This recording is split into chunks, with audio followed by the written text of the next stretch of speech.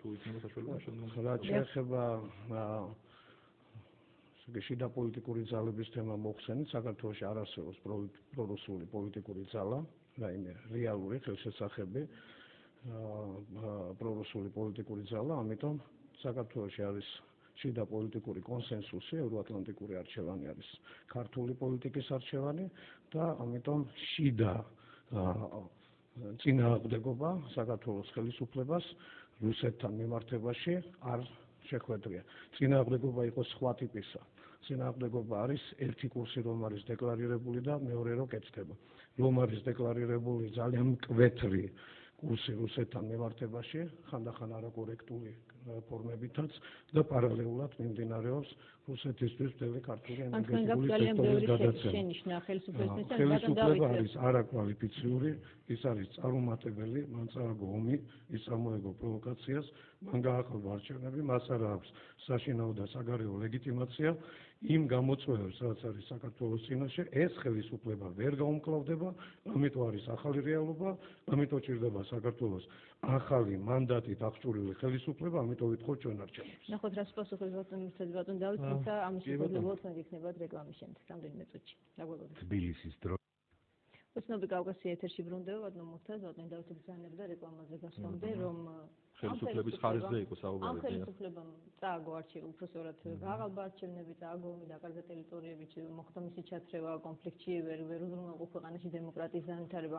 ძალიან ბევრი ბრალდებაა ხელისუფლების მისამართით, თუმცა აქვე ის ბრძანებს, რომ ეს ხელისუფლება უნდა წავიდეს. რამდენად რეალურია, რომ საერთოდ მსგავსი საკითხი ხვალ დაისვას პრეზიდენტის გამოსვლის დროს, ეს მაინტერესებს. ჯერ გეტყვით ხელისუფლების ხარისხთან მე ვთვლი, რომ ხელისუფლება არის კვალიფიციური, რადგანაც მან მიაღწია იმ შედეგებს, რამაც გააღიზიანა რუსეთის ფედერაცია და ეს იყო 7-8 გაზრდილი ბიუჯეტი, ეს იყო გაცილებით უკეთესი ეკონომიკური პირობები, თუმცა ეს არ იყო იდეალური, რა თქმა უნდა.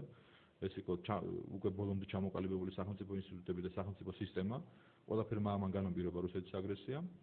ხელისუფლება არ არის, ასე ვთქვათ, დაკნინებული საერთაშორისო თვალსაზრისით, ეს არის ხელისუფლება, რომელთანაც აფორმებენ წამყვანი სახელმწიფოები ხელშეკრულებებს და მნიშვნელოვან ხელშეკრულებებს ამერიკის შეერთებული შტატების გულისხმობ ამ შემთხვევაში ეს არის ხელისუფლება, რომელსაც მთელი საზოგადოება, მთელი ევროპული საზოგადოება, მთელი ევროპული სახელმწიფოთა თანამეგობრობა დაუდგა გვერდში, მათ შორის სხვა კონტინენტებიდანაც, რათა შეეჩერებიათ რუსული აგრესია, ეს ხელისუფლების დამსახურება დიახ ომის დროს, ეხლა თუ ჩვენ ველოდებით იმას, რომ ომის მას შემდეგ რაც რუსეთმა განახორციელა ჩვენ მიმართ საომარი ვითარება, ჩვენ დავიპყრობდით სტავროპოლს და ავიღებდით მოსკოვს, ნუ ეს ეხლა ამდენად სერიოზულია.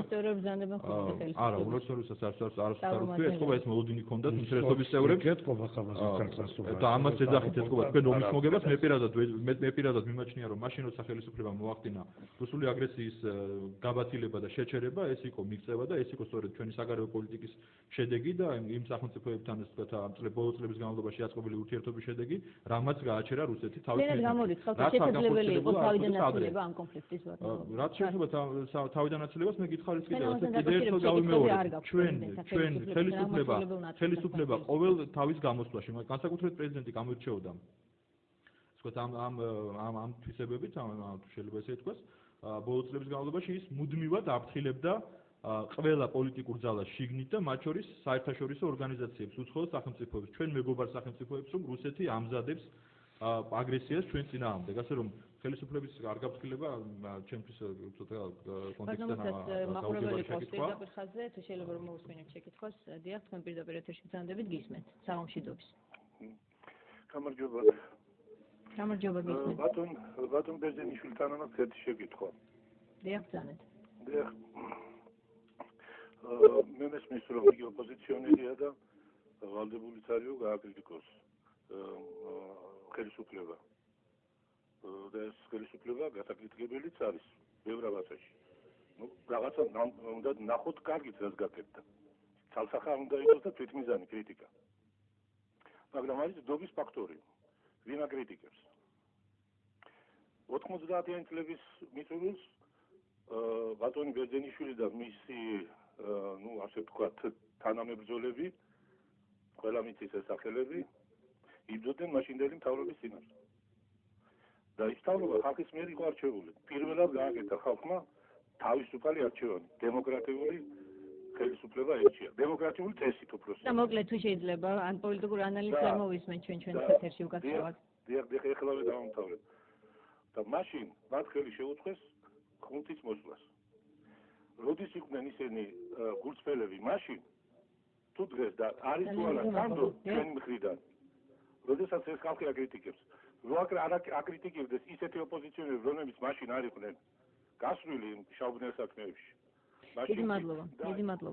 დიდი მადლობა ბატონო რავით ეს ვალდებულება ამ მხოლოდ თქვენი ხელისუფლების კრიტიკა როგორც ძალიან ჩვენმა მაყურებელმა რომელსაც აქვს ასეთი როგორც ჩვენ შაბეჭდილება თქვენი მოსმენის შემდეგ თუ ეს არის უბრალოდ თქვენი ისე ვთქვათ პოზიცია რომელიც ჩამოგიყალიბდათ ვარდების რევოლუციის მერე და რატომ უნდა გენდოთ მაყურებელი ამას გეკითხებოდა მაყურებელმა ახსენა 90-იანი წლების ბოლოს ერთჯერდენო ხელისუფლებას აკრიტიკებდნენ დიახ 90-იანი წლების ბოლოსაც ვაკრიტიკებდით და ძალიან მწარეთაც შევარდნაძე აბაშის ხელისუფლებას მაგრამ კონტექსტიდან ჩამდა რომ ეს გულისხმობდა ალბათ 90-იანი წლების დასაწყის ხელისუფლებას მე ვიყავი იმ ხელისუფლების პოლიტიკური ოპონენტი მე ვიყავი მაშინ საქართველოს წევრი და მე ვთვლი რომ ძალიან ძნელია მოიძებნოს ისეთი საკითხი რაშიც თუ ახლა გავიხსენებთ პოლიტიკურ კამათში მე კორექტულობის ზღვარს გადავცილებული და როგორც ეს მართალი ვიყავი ციტაბაშიძე არ უნდა დაენიშნოთ ეს იყო გამსახურდია შეცდომა და ბევრი სხვა რამ რაც შეეხება გადატრიალებაზე პასუხი უნდა მოეკითხოს იმ ძალებს რომლებიც იყვნენ გვალმაგიდოში და რომლებიც მერე მათ მიემართა.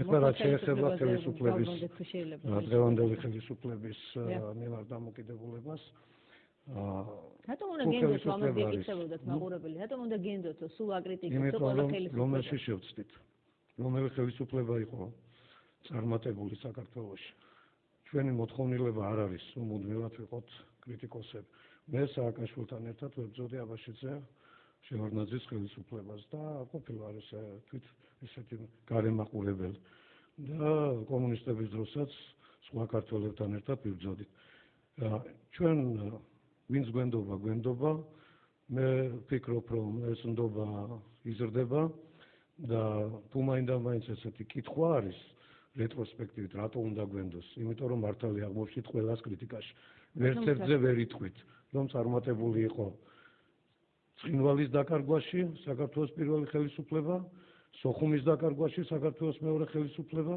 და ახალგორის და კოდორის მიმატებაში საქართველოს დღევანდელი ხელისუფლება. ბატონოთას რამდენად შესაძლებელია მე წეგანს კითხეთ ეს რომ ხვალ საერთოდ იყოს საუბარი პარლამენტის ხდომაზე თუნდაც ოპოზიციის მხრიდან ან კრიტიკულად განწყობილი ადამიანებიც ეს თუნდა იყვნენ უმრავლესობაშიც რომ დაისვას შეკითხვა თუნდაც გადადგება თუ არა საქართველოს პრეზიდენტი დაინიშნება თუ არა რიგარეში არჩევნები. მე მგონი ამ შეკითხვაზე ამ ბოლო შეკითხვაზე ჩვენ არაერთხელ გქონდა საუბარი მე ჩემთავს მარტო არ გულისხმობ რომლებსაც წევრებს გულისხმობს ზოგადად და ჩვენ ავხსენით ის ჩვენი არგუმენტები მოვიყვანეთ თუ რატომ არ შეიძლება ახლა დაინიშნოს არჩევნები და რა პრობლემები შეიძლება ამან მოუტანოს სახელმწიფოს და მე მგონი საზოგადოების გასაგებია შეიძლება ხვალინდელ პრეზიდენტის გამოსვლაზე ზოგადად ჩვენ დემოკრატიულ ვთქვათ პროცესებზე ქონდა საუბარი რაც ვერ ვისაუბრეთ სამწუხაროდ წინა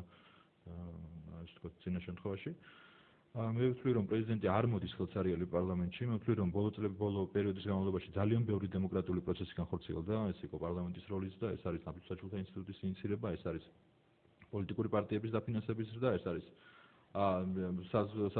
მაუწყებელთა სამეურვეო საბჭოში ოპოზიციის წარმომადგენლობა ეს არის კომუნიკაციების კომისიაში ოპოზიციის წარმომადგენლობა ძალიან ბევრი რამ შეიძლება გავგვიჭამდეს დროში ჩამონათვალი რამდენი წინაპირობა და საფუძველი შექმნა პრეზიდენტმა და ზოგადად ხელისუფლებამ იმისთვის რომ ოპოზიცია დაიწყოს თქვათ მუშაობა კონსტრუქციულ ტონში ოპოზიციამ დაიწყოს ფიქრი იმაზე რომ სახელმწიფო ინტერესები არის მნიშვნელოვანი და ჩვენ ამ შემთხვევაში იმდენად სერიოზული საფრთხეები გვემუქრება რომ ალბათ დროა რომ კონსოლიდირება მოხდეს და ალბათ დროა რომ რუსულ აგრესიას ეკონომიკურ კრიზისს დაუპირისპირდეთ ერთობლივი ძალისხმევით და ეს არის ალბათ მნიშვნელოვანი და რაც ასევე ძალიან მნიშვნელოვანი და შეიძლება ყველაზე მთავარიც იყოს ეს არის ის რომ დავიწყოთ მუშაობა და ქმედებები ყველამ ერთად ამის წინაპირობები პრეზიდენტმა ზოგადად ხელისუფლებამ